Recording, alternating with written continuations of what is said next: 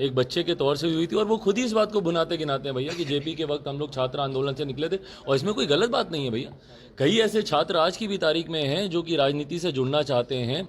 JP जी के वक्त इन लोगों को मौका मिला, मेरे खुद के नेता, मेरे खुद के पिता उसी छात्र आंदोलन से निकले हैं।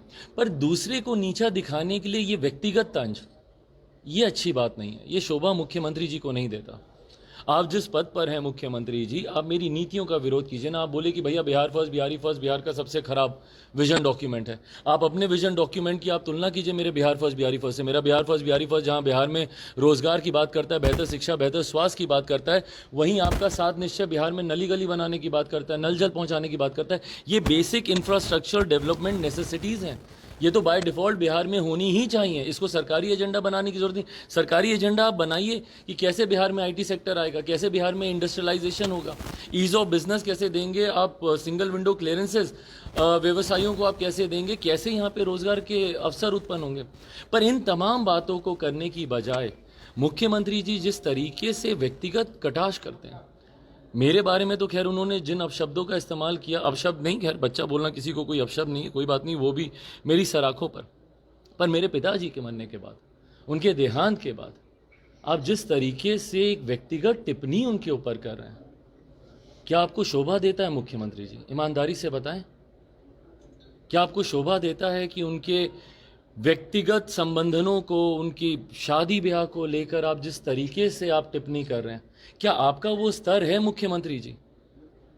क्या आप जिस पद पर हैं, आपके पद की जो गरिमा है, या आपका खुद का जो व्यक्तित्व है? मैंने हमेशा बोला कि मैं मुख्यमंत्री जी का मैं सम्मान करता हूं व्यक्तिगत तौर पर आपके पद की जो गरिमा है, आपका जो व्यक्तित्व है, क्या उसको शोभा देता है कि सिर्फ चिराग पासवान को नीचा दिखाने के लिए आप इस तरीके की भाषा का आप उपयोग करें? एक ऐसे व्यक्ति के बारे में, उनके व्यक्तिगत जीवन के बारे में, उनके निधन के बाद आप एक ऐसी टिप्पणी कर रहे हैं, क्या बिहार की जनता इसको शोभनीय मानेगी?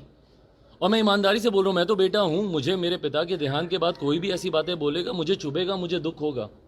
पर यह संयम भी मुझे मेरे नेता, मेरे पिता ही सिखा के गए हैं कि आक्रोशित नहीं होना, अमर्यादित नहीं होना। मैं संयम फिर भी बरत लूंगा, पर क्या बिहार की जनता और मेरे नेता के समर्थक क्या संयम बरत पाएंगे जब वो उनके निधन के बाद मुख्यमंत्री जी के मुंह से उनके बारे में, और तब मुख्यमंत्री जी बोलते हैं हमने उनको सम्मान देने का काम किया। एक राज्यसभा की सीट के लिए जिस तरीके से मुख्यमंत्री नीतीश कुमार जी ने हमारे नेता को अपने आगे गिड़गिड़वाने तक का काम करवाया, निरंतर उनकी पार्टी को तोड़ते रहे। 2005 में जब हम लोग के 29 विधायक जीत कर आए थे, किसने तोड़ने का काम किया? मुख्यमंत्री नीतीश कुमार जी ने तोड़ने का काम किया। रह रहकर पार्टी के सांसदों, पार्टी के विधायकों, पार्टी के विधान पार्षदों, किसने तोड़ने का काम किया? मुख्यमंत्री जी ने तोड़ने का काम किया ना। और आज वो बोल रहे हैं कि उन्होंने उनको सम्मान देने का काम किया। और सम्मान आप किसी के निधन के बाद इस तरीके की भाषा का इस्तेमाल करके, व्यक्तिगत टिप्पणी करके, क्या वो सम्मान सही मायनों में मेरे पिता को दे रहे हैं, मेरी मां को दे रहे हैं, मेरे परिवार को दे रहे हैं? और क्यों व्यक्तिगत संबंधों को बीच में लाया जा रहा है? क्या मैंने मुख्यमंत्री जी के निजी जीवन पर आज तक कभी कोई टिप्पणी की? भाई मेरे पिता का जीवन एक खुली किताब रहा है, खुली किताब रहा है। जो उन्होंने किया उन्होंने डंके की चोट पे किया। ना कभी उन्होंने अपने किसी रिश्ते को छुपाया, ना कभी उन्होंने अपने सार्वजनिक जीवन और अपने व्यक्तिगत जीवन में कभी कोई पर्दा रखा। पर इतनी पारदर्शिता तो मुख्यमंत्री जी ने कभी नहीं रखी ना। क्या किसी ने टिप्पणी की उनके ऊपर? क्या हम में से किसी ने भी उनके व्यक्तिगत, और ना की, ना मैं कभी कभी भविष्य में कभी करूंगा। ये मेरे संस्कार नहीं है। पर मुझे दुख होता है कि भैया बिहार के मुख्यमंत्री, उस पद की एक गरिमा होती है, उनके व्यक्तित्व की एक गरिमा है, उसमें रहकर अगर वो इस तरीके की भाषा का उपयोग करेंगे, मुझे लगता है बिहार की जनता पहले ही उनसे बहुत आक्रोशित है।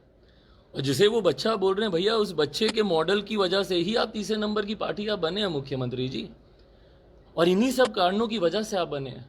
आज आपने जिस भाषा का आपने उपयोग किया है, यकीनन मेरे नेता के चाहने वाले बिल्कुल इससे खुश नहीं होंगे।